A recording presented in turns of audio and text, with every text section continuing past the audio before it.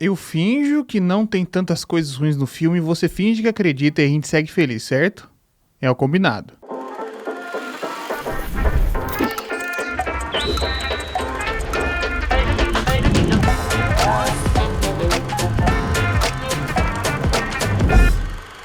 Wakanda Forever, o segundo filme de Pantera Negra, acabou de estrear e tinha uma missão bastante difícil, que não necessariamente conseguiu atingir, mas eu chorei 5 vezes no cinema. Essa continuação tinha 2 missões que eram extremamente complicadas de se realizar. Primeiro, conseguir ser um sucesso tão potente quanto foi o primeiro filme, tanto em níveis de bilheteria, mas principalmente em níveis de qualidade. É um filme extremamente bem feito, com muita importância para todo o sistema de todos os filmes, não apenas para filmes de herói, para toda a indústria. Trazer um filme ali com um herói que tem uma representatividade extremamente importante, um herói impactante e tudo isso muito bem feito, trazendo discussões das mais variadas. Tem vídeos aqui no canal sobre Pantera Negra, sobre como o primeiro filme é maravilhoso e tudo mais.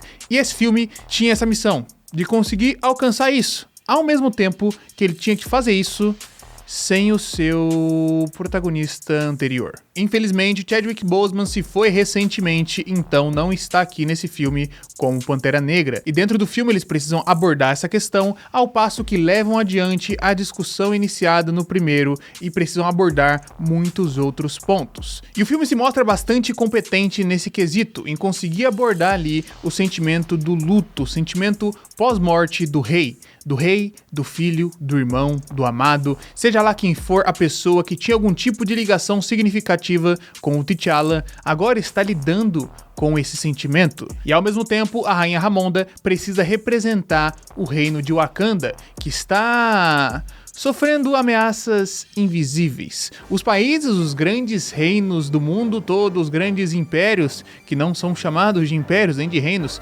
mas os grandes países, as potências que estão por aí, estão criticando o tempo inteiro Wakanda porque não abriu toda a tecnologia, não ofereceu os recursos naturais, principalmente o Vibranium, que é o que mais tinham interesse. Tanto interesse que estão aí executando algumas ações sigilosas e secretas para tentar conseguir Vibranium o tempo inteiro, para conseguir essa tecnologia, para conseguir aproveitar dos recursos de Wakanda, assim como, esses países já fizeram o tempo inteiro com países da África ao redor da história, durante todo o tempo. E esse ponto é interessante, é bem abordado inicialmente, pelo menos na história, e junto com isso teremos amarração a outras coisas. Dentre elas, é claro, o antagonista, Namor, que representa ali o povo Talocan, o seu reino, o seu império, que existe em segredo dos humanos da superfície. Um povo, uma cultura totalmente inspirada nas culturas meso-americanas que temos por aqui, que é bastante forte. O núcleo do Namor, tanto o seu passado quanto quem ele é hoje em dia, é potente. Tem carisma ao ator, tem peso, tem simbologia, tem um valor narrativo extremamente forte, tal qual a própria Wakanda tem no primeiro filme do Pantera Negra.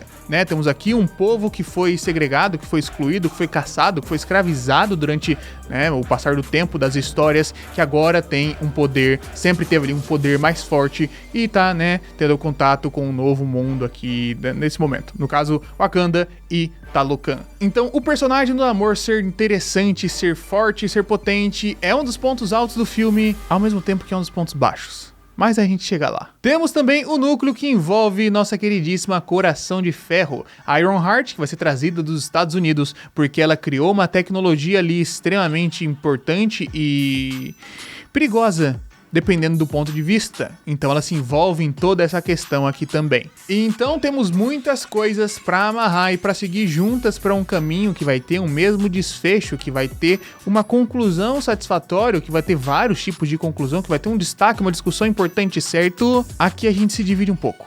A gente se divide entre 2 Gutos. O Guto número 1, que é o Guto que, ama tudo que representa Pantera Negra, o Guto que sabe não apenas da qualidade técnica, da qualidade prática do primeiro filme, mas também da qualidade da mensagem, do quanto aquilo é importante, do quanto aquilo representa, do quanto é importante ter um herói preto nas telas liderando uma equipe de um país extremamente potente, tecnológico, cheio de força, o quanto tudo isso é importante, o quanto tudo isso reverbera pro restante do mundo e o quanto Pantera Negra, o seu universo, não apenas o seu personagem, tem a oferecer nesse sentido. E existe o Guto, que é um pouco mais crítico, um pouco mais chato, imaginando no ponto de vista de roteiro e narrativa e construção, e para esse o filme tem uma qualidade mais para baixo. Principalmente porque o maior defeito do filme inteiro é nas amarras em conseguir juntar todos esses núcleos que a gente discutiu aqui. Temos que lidar com o luto, temos que lidar com o namoro, que surge como, né, uma certa ameaça, de certa forma, tendo seu peso narrativo extremamente forte. Tem que lidar com a ameaça externa das outras potências tentando invadir Wakanda, tem que lidar com os outros personagens que vão ser englobados pra cá, ao mesmo tempo que tem um reino que tá sem rei, né? Enfim, tem questões aqui envolvidas quanto a isso, mas tudo isso precisa juntar, e é difícil juntar tanta coisa assim. E eu não acho que o filme tenha conseguido fazer essa junção de uma maneira boa, porque parece que as coisas estão caminhando em pontos diferentes. Parece que o núcleo... A gente vai ter assim a Shuri vai ser a Pantera Negra, não é uma coisa que já tá em todo o material de divulgação, não é aquela coisa impressionante. A Shuri tá lidando com seus traumas, tá lidando com a perda do irmão, tá lidando com sua impotência em lidar com isso e, né, precisa caminhar aqui pra se tornar a nova Pantera Negra. E parece que a jornada da Shuri vem de encontro com a do Namor, só que a do Namor tá passando discutindo outra coisa. Não é como se eles tivessem um debate ideológico, uma coisa ali a se discutir no mesmo tema. Parece que eles estão realmente em planos diferentes. Eles não estão pensando na mesma coisa, por isso não tem uma discussão. O que é completamente diferente do primeiro filme. O primeiro Pantera Negra traz ali o Killmonger, que tá discutindo diretamente o mesmo assunto que o T'Challa. Eles têm abordagens completamente diferentes quanto a isso. O Wakanda tem uma abordagem mais diferente ainda, inicialmente, né, com todo o histórico que eles tiveram ali de reis, mas eles estão falando do mesmo tema. A Shuri e o Namor parece que estão discutindo assuntos diferentes, por isso, tematicamente, eles não se encaixam muito bem. O Namor, ele é basicamente uma representação do que foi o Killmonger no primeiro filme. Talvez por isso ele seja bom, mas ele tem suas peculiaridades, tem suas particularidades que o tornam interessante também. Não é apenas todos os traços do Killmonger. Embora eu imagine que o Killmonger, pelo menos pra mim, pareceu ter muito mais carisma, ou talvez tenha sido peso de tela, ou realmente o filme ter trabalhado em torno da sua discussão.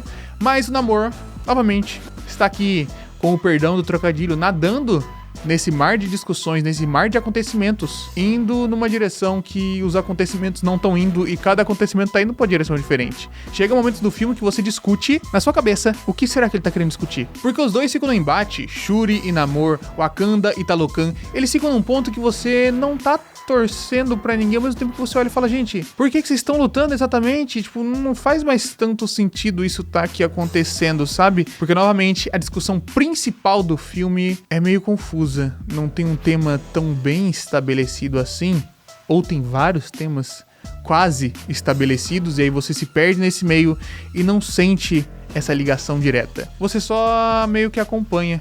Principalmente no terceiro ato, né, a parte ali principal que vai trazer essas conclusões, essas mini conclusões pra personagens e pra arcos, e nisso acho que o filme deixa a desejar. Mas eu tô falando mal demais do filme assim por muito tempo, então pode parecer até que eu não gostei, o que não é verdade, né, chorei 5, 6 vezes seguidas no filme, é uma coisa assim que me tocou bastante. Eu consegui ter a conexão com os personagens, consegui ter a conexão com as histórias, não porque necessariamente isso foi bem colocado dentro do ponto de vista exclusivamente narrativo e do roteiro do filme. Necessariamente não. Mas quando você tem uma ligação, ou você tem uma abertura maior a ter uma ligação com aqueles personagens, pelo que eles representam, pelo que eles trazem ali, ser parecido com algo que você já experimentou, que você já vivenciou, que você teve algum tipo de conexão, essas coisas ficam mais fortes e ultrapassam a narrativa. Eu costumo dizer que tem muitas obras que a sua mensagem, discussões, sentimentos, o seu coração vão muito além das linhas do roteiro.